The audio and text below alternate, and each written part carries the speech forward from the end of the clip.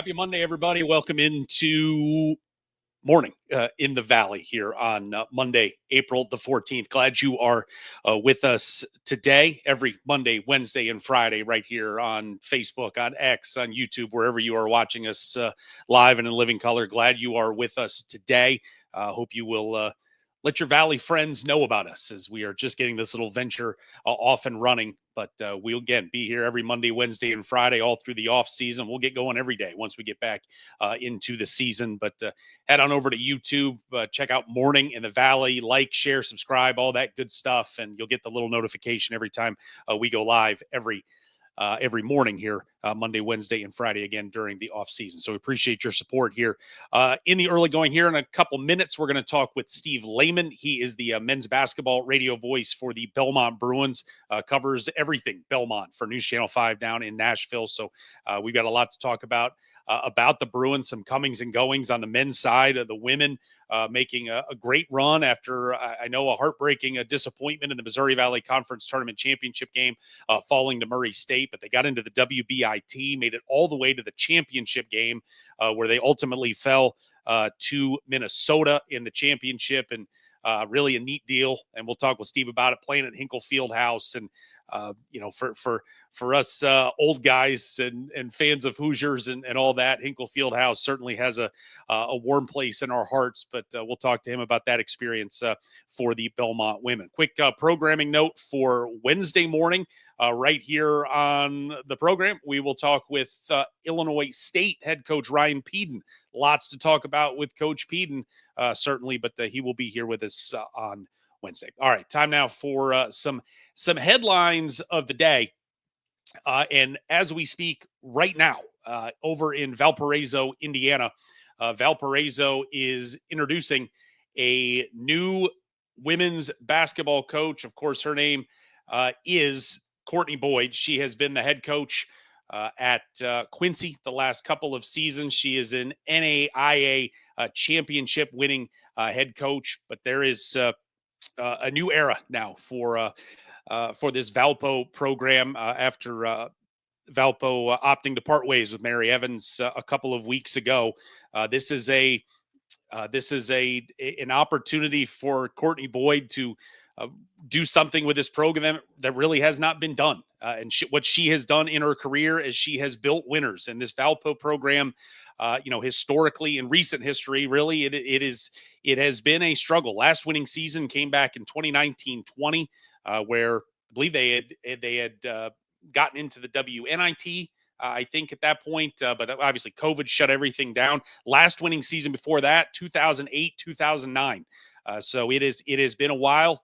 Folks up there, fans of that Beacons women's program, thirsty for a championship, most certainly. But let's start winning. Let's start building this thing up, and that will be Courtney Boyd's primary focus. But she is, I said, 9:00 this morning, right at the top of the hour. We got started. Her introductory news conference got underway at Valpo. So we hope to hear from Coach Boyd coming up in the very near future. It is portal season, most certainly right now, and it was an interesting.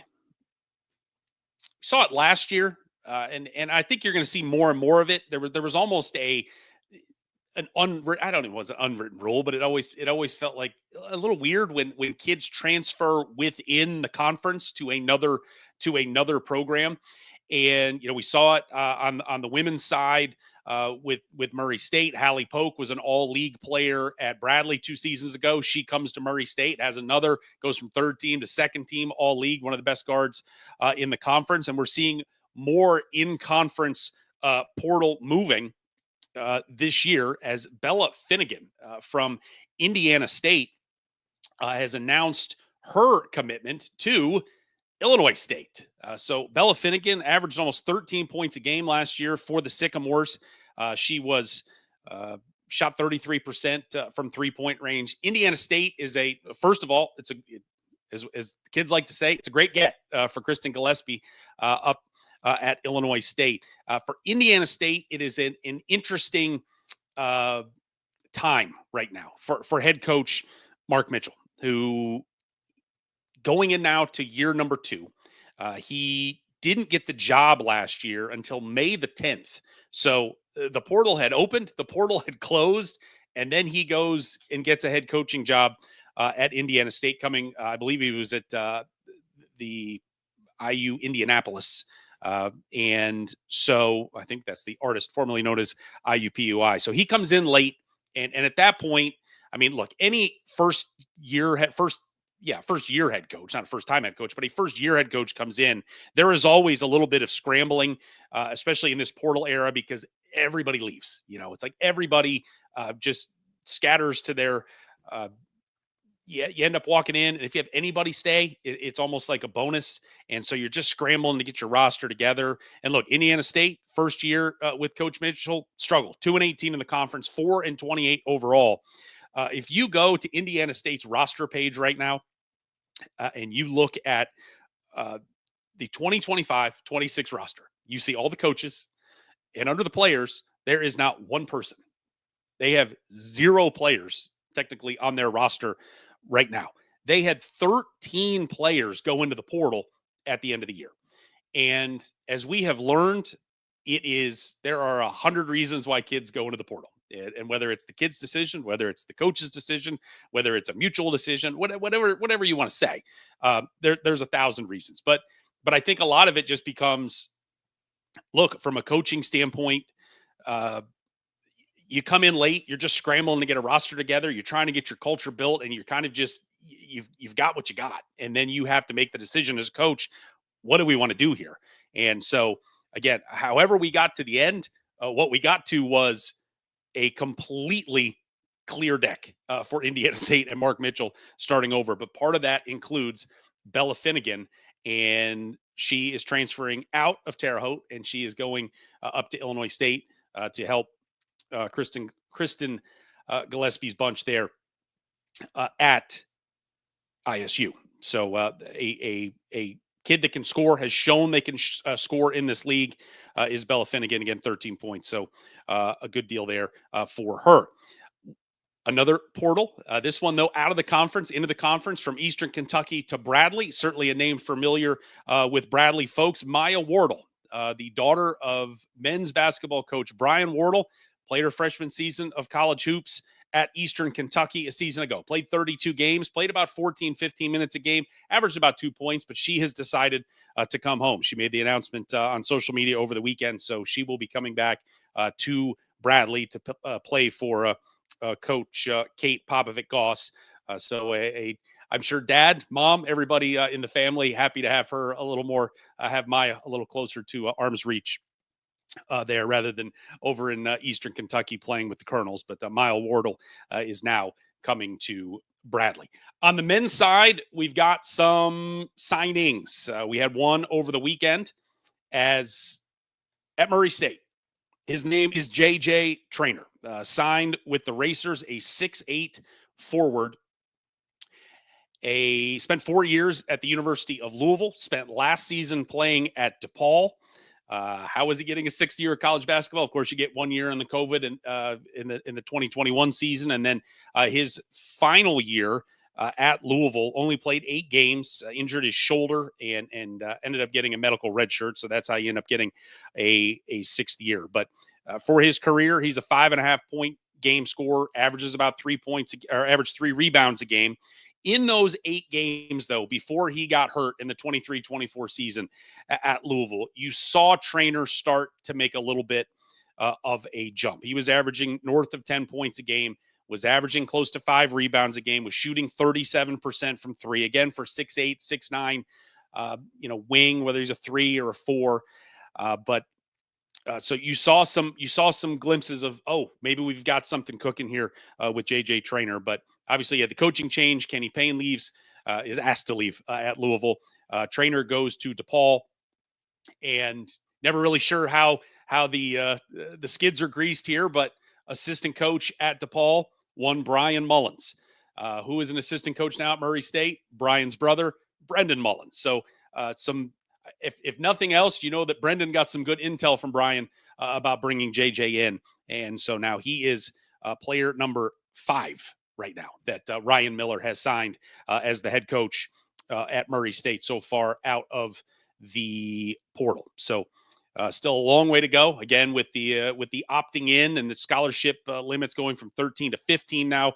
Still a long way to go for Ryan Miller and for a lot of schools, but one more down for Coach Miller as JJ Traynor is now a Murray State racer. Valparaiso gets a commitment. Owen Deese, a 4-year player, he was out of Texas A&M Corpus Christi. 6'8" forward there, has had a really nice career, averaged almost 10 points a game last season, shot 38% from three-point range. Did Deese, been on an NCAA tournament team at Texas A&M Corpus Christi, a native of Evansville, so certainly coming back closer to home, getting back into his home state. So Roger Powell, he's lost All Right. He has lost Cooper Schwieger. He's lost pretty much everybody. Justice McNair is the only scholarship player coming back at this point. And so now Owen Deese joins that group as well to help fill the cupboards again for Roger Powell. I saw one of our many social media accounts that follows the heck out of Missouri Valley Conference basketball, and saw yesterday the incoming transfer signings at this point from whether it's commitments or signings. I guess there's a little bit of gray area there, but ultimately it's been slow right now in terms of what we're seeing from Valley schools. Just from, Murray State has been the hot one. They've signed 5 guys. Drake has signed 2. Evansville, Valpo, UIC, Belmont, all with 1. Indiana State, Illinois State, SIU, Bradley, Northern Iowa with 0 at this point. But it's coming. The portal's about to close in a week. And this is now the time. Visits are happening, and you're going to start really seeing some momentum, and I expect a lot happening in this week. We have spoken about Bradley, and it is time to speak more about Bradley, and it's time to bring in our friend. He is Steve Layman. He is the radio voice of the Belmont Bruins, covers all things Belmont for News Channel 5 down in Nashville. Steve, how are you this morning? Good morning, Jeff. Good to be with you again. All right, first of all, let's talk some ladies. I said this may be an absolute generational thing, but there is, I think it goes back to 8th grade and seeing Hoosiers for the first time, and oh my gosh, Hinkle Fieldhouse, and this is great. And I have been lucky in my old TV career to go to a lot of places, revered places in this country. Have not been able to go to Hinkle yet. First, let's talk Steve Layman. Were you ever at Hinkle Fieldhouse before, or was that your first venture there for the WBIT semifinals? Yeah, I've been there a couple times, fortunately, in the past, and it is always kind of an awe-inspiring thing. I grew up about an hour and 45 minutes west of Indianapolis in Illinois, and there's kind of a synergy between high school basketball in the state of Illinois and the state of Indiana. They're 2 storied states when it comes to high school basketball. And for the longest time, Jeff, they only had one class that decided the high school state championship, both in Illinois and Indiana. And that's the movie Hoosiers, right? Hickory High, which is a fictitious name, but it's made off of Milan, a school in Indiana. And at the same time, there was a school in Illinois, Hebron, that did the same thing about 2 years apart, where they went from a town of 150 or 200 in the school all the way to the state championship game and won a state championship. That's what Hoosiers is based on. And of course, it is filmed at the end inside historic Hinkle Fieldhouse there in Indianapolis. And the old line, Norman Dale goes in and says, measures 10 feet, just like the gym back at home. And that's what I think about every time I walk in there. It truly is special. And it was kind of an awe-inspiring moment this time to walk in again to see a Belmont team competing at that level. And it was a lot of fun, and certainly the semifinal win was a feather in the cap for Bart Brooks and the Bruins women's basketball program. And they nearly pulled off an epic comeback in the championship game against Minnesota to cut down the nets. So us old guys like it. Did the team sort of understand, appreciate sort of the historic nature of just the gym they got a chance to play in? I know it's not Madison Square Garden that the old NIT used to be in, which is maybe at another level, but did they appreciate it? I think they did. It was interesting, Jeff. that Bart Brooks actually said, I think the team likes the arena just because the shooting sightlines are so darn good that they just enjoy being in it because they think it's a good basketball arena. So that may have been more on the front of their mind than the history behind it and kind of walking where legends before you, or at least legendary stories before you, have been. But yeah, I think there's some scholars on this team and some historians on this team that understand all that and certainly understood what they were playing for, and that this just adds another layer to what was a really, really good season of overcoming a lot of adversity and doing something that no Belmont team had ever done before. The Bruins lose in the Missouri Valley Conference Championship game, and it felt like there were, there was really the whole top six of the league this year on the women's side. It was just going to be who played well for 3 days there in Evansville, and ultimately Murray State was able to get the win. But for Belmont, and I think maybe the answer is the results. But what did it take a little while for them to want to play, and maybe not as much want to play, but hey, let's just see what we can do, or did it sort of organically, like, oh, we're still winning, let's just kind of keep going?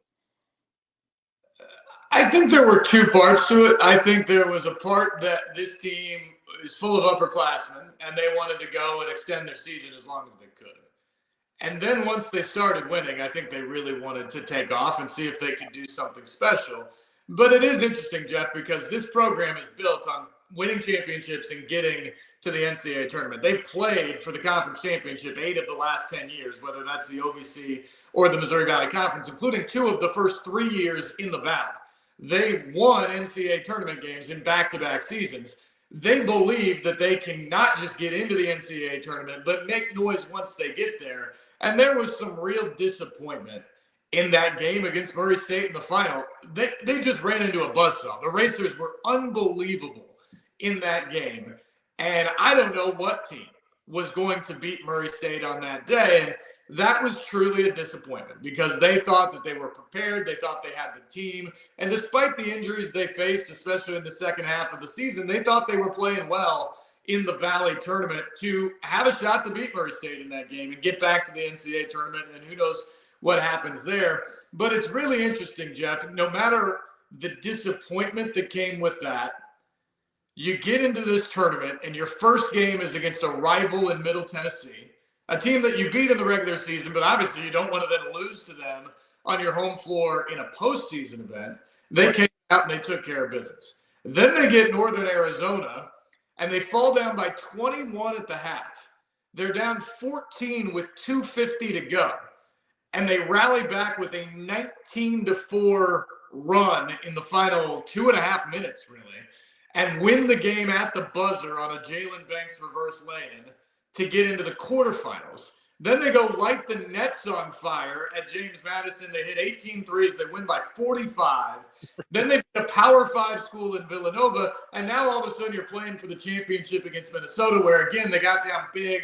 They clawed all the way back, got it to basically a 2-possession game with just over a minute to go and couldn't quite get over the hump there to win the championship. But when you think about it, and I asked Bart even this, and he said, look, our goal will always be to win a championship, get to the NCAA tournament, because we believe we've built a program that can not just compete there, but win there and advance in March. But if you're not going to get there, or maybe even if you get there and you lose in the first round, it's hard to say that this experience and this exposure may not have even been more beneficial. To have played 5 games in the postseason, to win a postseason game over a rival, to have an epic comeback in there, to go to Hinkle Fieldhouse and win a game on national TV to get to the championship, and then perform well, especially in the second half against Minnesota. That was a real testament to where this program has come from. And I think a run, despite not being a championship season or an NCAA tournament season, that will be remembered for a long time by Belmont backers. In years past, it would feel like this is a great springboard into next season. But like it's the way of the world now. You never know who's coming back one year to the next. Just looking ahead to, next year and sort of the recruiting priorities for Bart Brooks this summer. What's kind of number one on that list for him? Well, he's going to have to find some size up front. That's where most of the graduation departures are going to be. One thing that's interesting about their run is it sort of truncated whatever portal window there's going to be for them because it played into April. So the portal had been open for weeks for a lot of other teams and business had already happened. And this team was still trying to win games and potentially win a championship. And so everything's going to happen here in short order for the Belmont women's basketball program if there is things to happen in terms of the transfer portal, either outgoing or incoming. But they're going to have to rework the front court. They lose basically everybody up there, and they're going to have to get older probably through the portal and whatever they do. But the backcourt stands to be pretty darn good. Jalen Banks is terrific. Sanaa Tripp really showed out, especially in the postseason as she got more time there. Emily LaChapelle on the wing has another year of eligibility. And so they like what they have coming back in there. There's a possibility maybe to get a waiver in another year out of Tootie Jones. That would certainly be huge for them.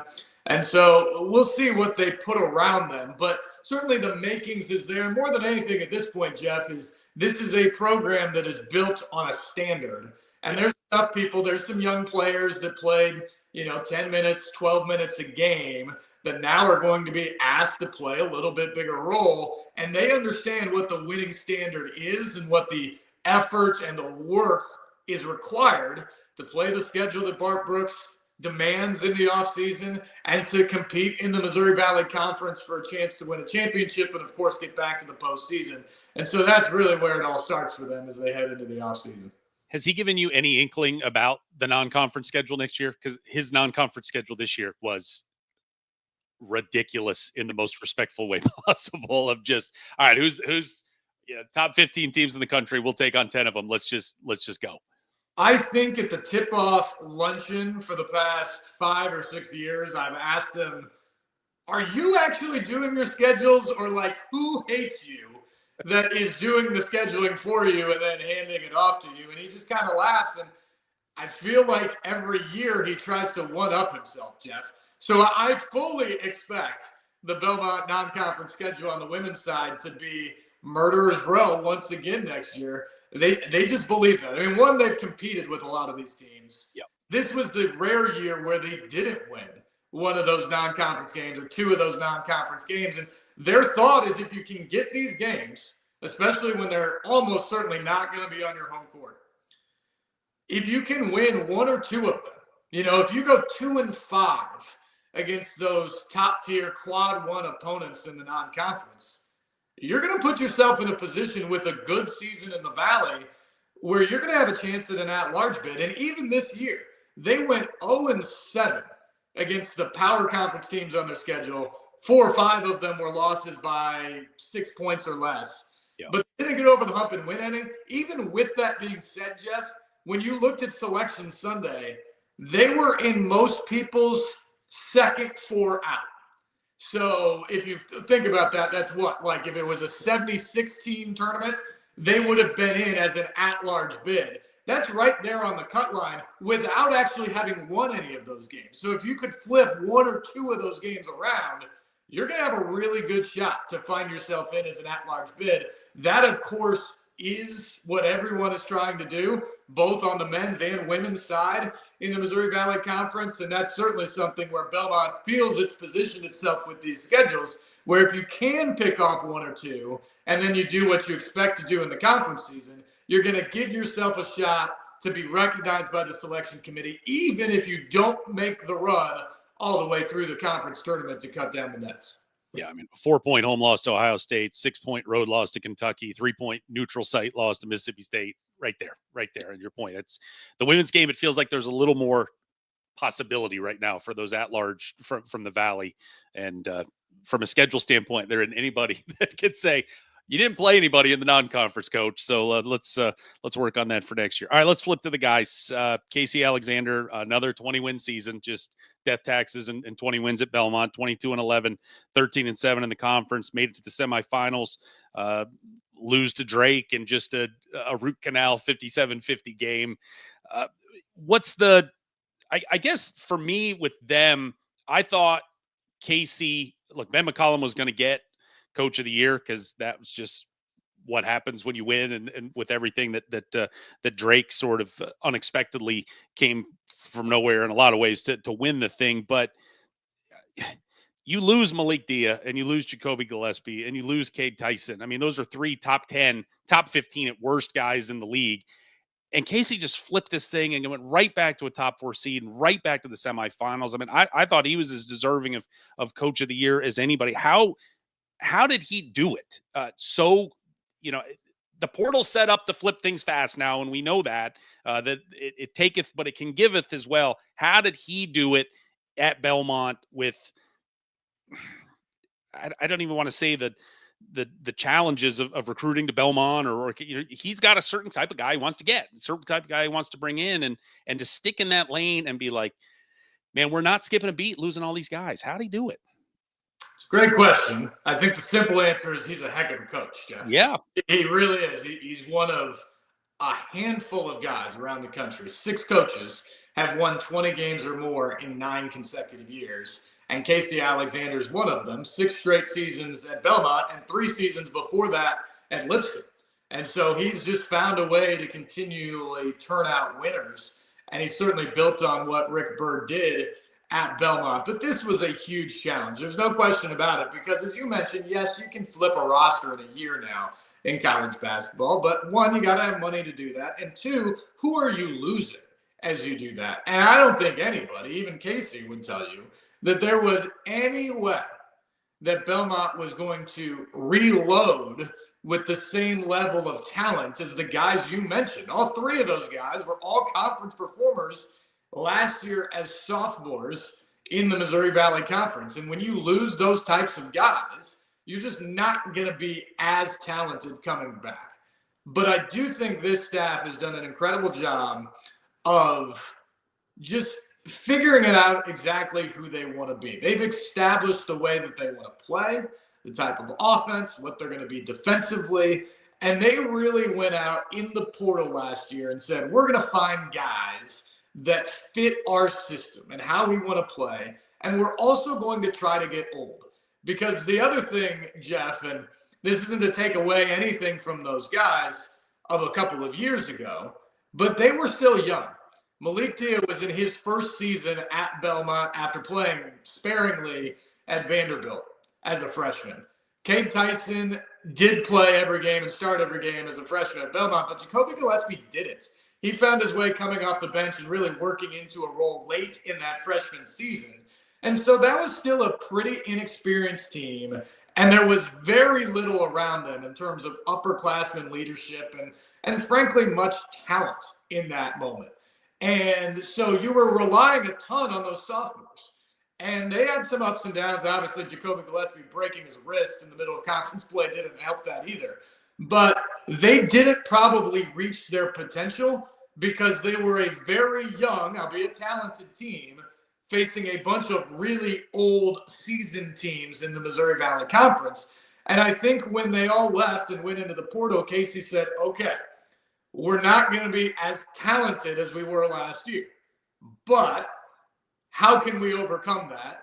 And the way they did that is they identified guys who, again, fit the system. But, Jeff, they were old and they were experienced. Carter Witt had played a lot of basketball at Wake Forest and Furman. Brody Peebles was the 6th man of the year at Liberty and had played a lot of basketball. Aiden Noyes was a part-time starter at Richmond on a team that won the A-10 regular season title 2 years ago. Jonathan Pierre won a Division II national championship and came from Memphis. All of these guys had been through wars at different places in college basketball, and they came in. They did a great job of piecing them all together, along with Isaiah Walker and Brigham Rogers, 2 guys who had experience within the program. And now all of a sudden you've got a team that isn't one of the youngest teams in the league, but actually one of the oldest teams in the league. And I think where you really saw that this year, Jeff, was in the close games. I don't have the exact number in front of us, but something like 1/3 of Belmont's games were decided by 6 or 7 points or less. And I think Belmont went like 8-2 in those games this year. And if you think about it, you just go 500. Now all of a sudden you're probably middle of the pack in the Missouri Valley Conference. Maybe you don't win 20 games again, but they just kept finding a way to win those close games.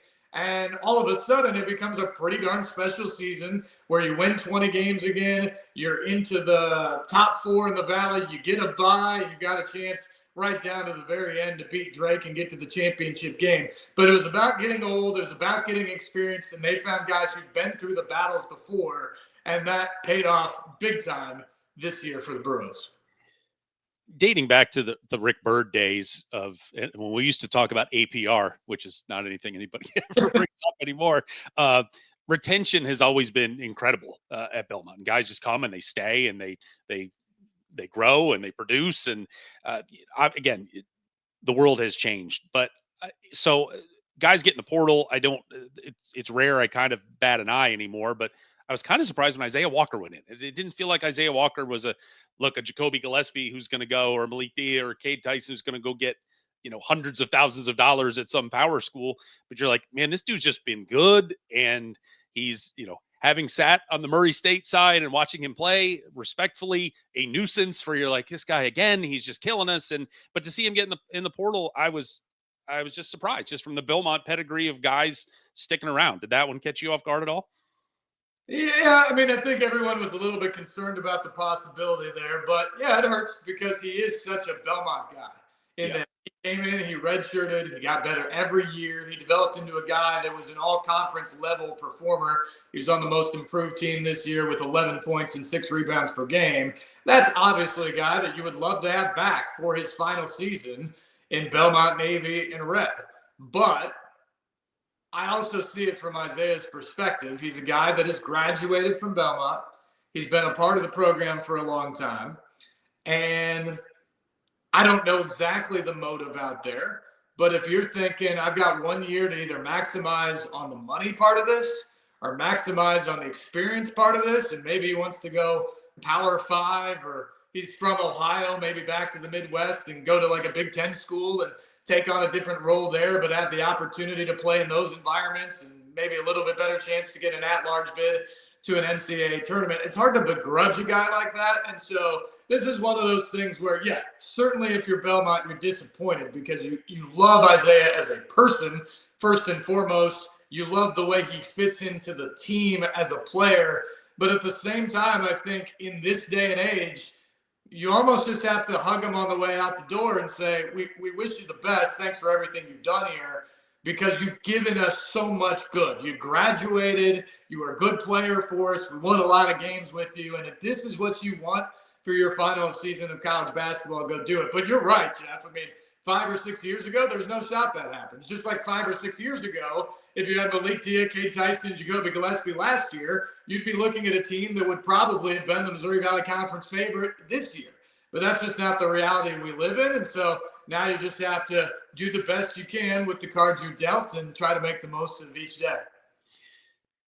A name we have mentioned, and the flag went up for me over the weekend. Cade Tyson, back in the portal after 1 year at North Carolina, and played 31 games there. Didn't play much. Scored 2.5 points a game.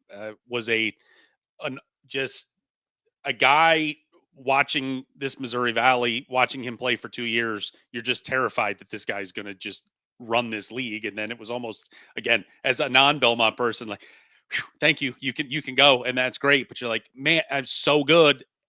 We have seen some returns. We saw Zeke Montgomery come back to Bradley after dipping away to Rhode Island, and I thought that was. You never know. Again, there's 1,000 reasons why guys go in the portal, and you never know what the coach-player relationship's like. I thought that said a lot about Brian Wardle, that there was at least a bridge remaining there for him to come back. Is there any wind blowing down there that Cade Tyson could make a return to Belmont? I think the door is open. I'm not going to predict anything there, but yeah, I think there's a bridge there if he would like to do it. It's one of those things that I think to most people that's a hard move to make. It's one of those things where you would almost have to swallow your pride. Sure. And this didn't work out for me, and now I've got to go back to where I came from. And I'm not sure how many guys can do that. Now, you mentioned that Zeke Montgomery did it at Bradley. There have been a few other instances of that around the country, and so it's not totally unheard of, but we'll see if that could happen in this case. I will say that when Cade left for that opportunity. And I certainly understood the money, and I certainly understood the chance to play for one of the blue bloods in college basketball. But you did wonder, because he had such a good setup for the type of player he was at Belmont, that you wondered if he could duplicate that, frankly, anywhere else, but certainly at a power school like that in North Carolina. And so that's one of those things, without having spoken with Cade or really anybody on this situation, I just saw, like you did when he put his name in the portal. That's something he's going to have to decide here. Is I'm sure somebody's going to be willing to pay him a ton of money because of the potential of what it could be. And so if it's simply a money opportunity, Belmont is not going to be the option for Cade to come back home to, so to speak. But if it's about saying, hey, I've got 1 year left, this did not work out for me last year, where can I go to get back to a guy that is an all-conference level player and can, more than that, show off who I am, show the scouts in Europe or maybe NBA scouts that this is the type of player I can be on both ends of the floor that you did not get a chance to see when I was in Chapel Hill. If that's the decision for him, I would have to think, at least in his head, that a conversation or a phone call back to Belmont would be a priority, because it is hard to imagine an offense, a system, or a coaching staff that would be better for Cade Tyson. Well, the proof of concept of can Cade Tyson work at Belmont has been 100% successful. We'll have to, again, the door's open. That's at least good to know that the door's open. We'll see if he decides to walk in and if he is welcomed in potentially down the road. Steve Layman, the radio voice for the Belmont Bruins. Thank you so much for the time this morning, and enjoy whatever downtime you have before I guess we got the NFL draft and all that. NFL never stops for you. This little basketball, it's probably a vacation for you here in the winter, but good luck here this spring. Yeah, the portal's keeping me somewhat busy, but I'm all eyes ahead on the NFL draft being in Green Bay next week, and Cam Ward to the Titans. But yeah, we're following this the best we can in my spare fun time, Jeff. There you go. All right, Steve. Thank you so much. Yeah, take care, buddy. See ya. All right, there's Steve Layman. Yeah, I mean, Cade Tyson. Look, I mean, here's the thing. He was, again, he played, as I said, played 31 games at North Carolina. He averaged 2.6 points. He averaged 1.1 rebounds. He shot 29% from three. The 2 years before that at Belmont, he started 59 of 61 games and averaged 15 points a game, 5.5 rebounds, and he was a 45% three-point shooter. I mean, this kid was prolific. And so I don't know if it's going to work.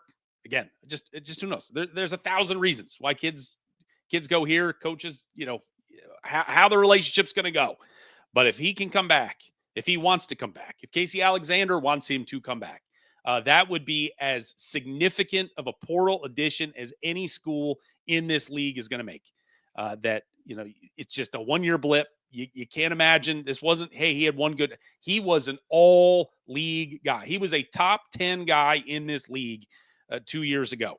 And we'll just have to keep an eye on his future and if he is able to, where he's going to end up, but if he ends up back in the Missouri Valley.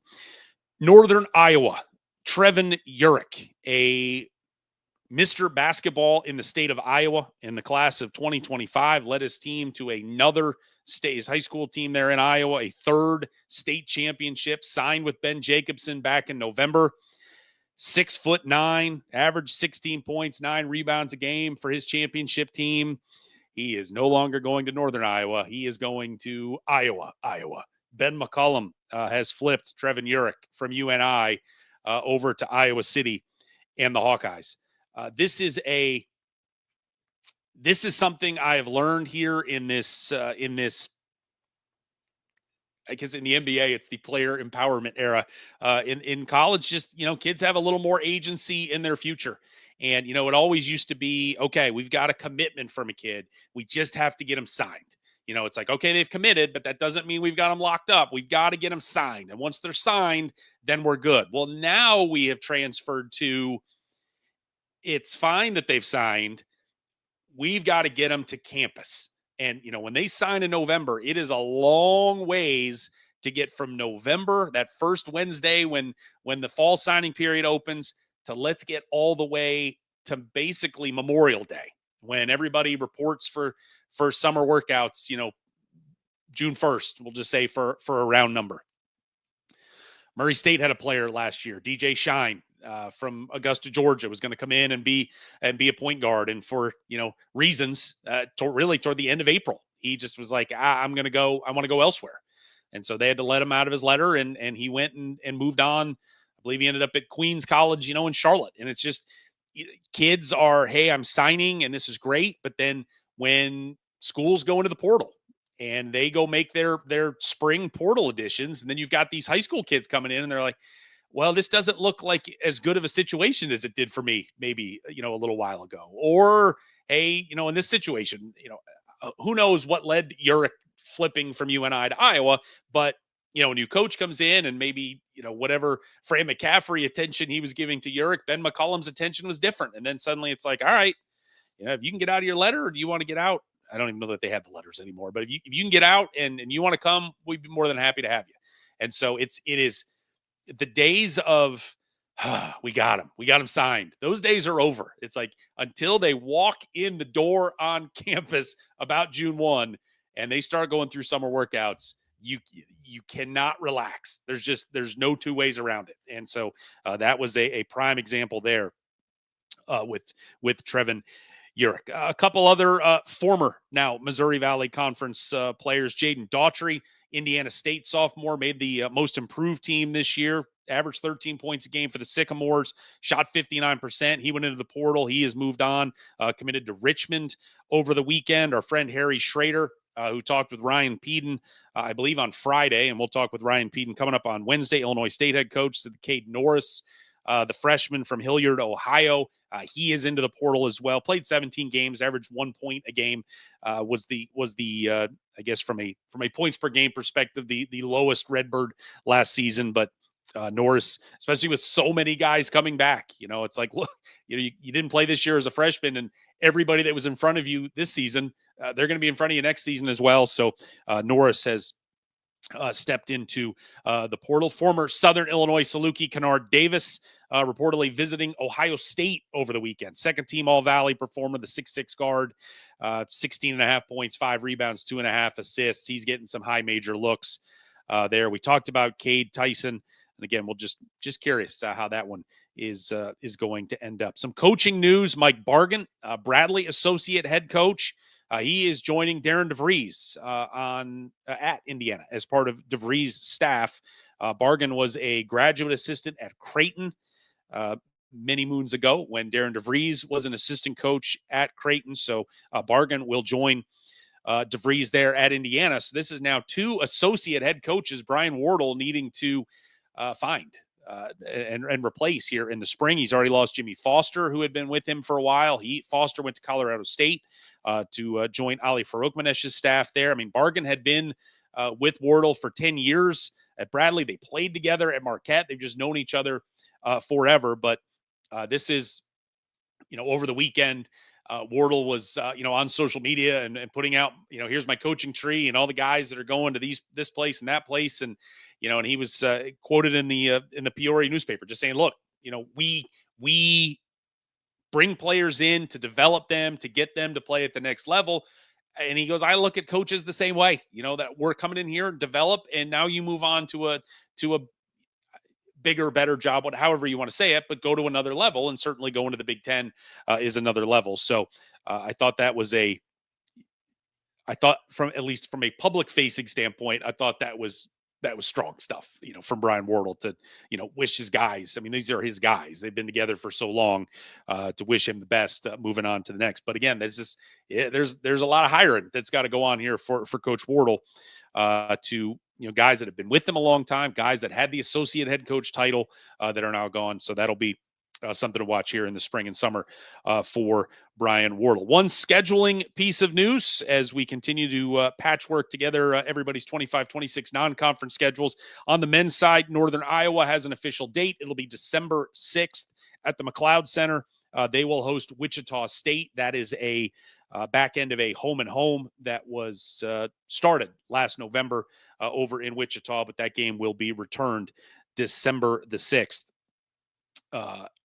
In Cedar Falls. It'll be UNI hosting Wichita State. All right, that does it for this morning's edition of Morning in the Valley. I want to thank News Channel 5's Steve Layman, the radio voice for Belmont men's basketball, for being with us again on Wednesday. Illinois State head coach Ryan Peden will join us. If you have not done so already, head on over to YouTube, search Morning in the Valley, subscribe, like, share, all that good stuff, so we can help continue to grow this show, get it in front of as many Valley fans' eyeballs as we can, because I know there's a lot of them out there, and we're hoping to provide coverage to them all year round. Again, Monday, Wednesday, and Friday, 9 a.m., wherever you are watching us right now, on YouTube, on Facebook, on X. We will be there, and we will be back Wednesday morning, 9 a.m. Ryan Peden will be our guest. That does it for today. Enjoy the rest of your Monday, everybody, and thanks for watching Morning in the Valley.